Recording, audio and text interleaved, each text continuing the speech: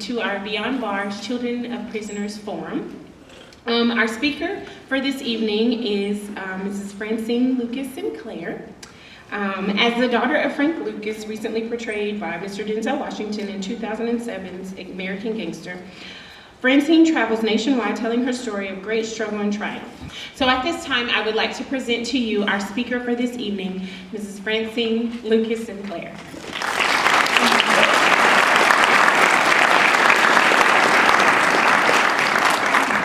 Back then, to my father, it was just business. The drugs were there before he was born. They would always be there, and if he didn't do it, somebody else would do it, whether it be the Jews, the Italians. He thought that by being generous with the community, he was wiping out his sins. He needed to believe that to be able to do what he was doing.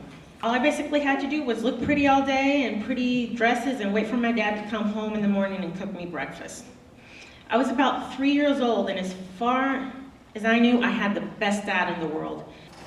It's imperative, ladies and gentlemen, that we open our minds and our hearts not only to children who are ill in hospitals throughout America, not only the children who are dying of hunger across the world, but that we also open our hearts and our minds to those children who are at risk of losing the most important possession in the universe, which is the human spirit.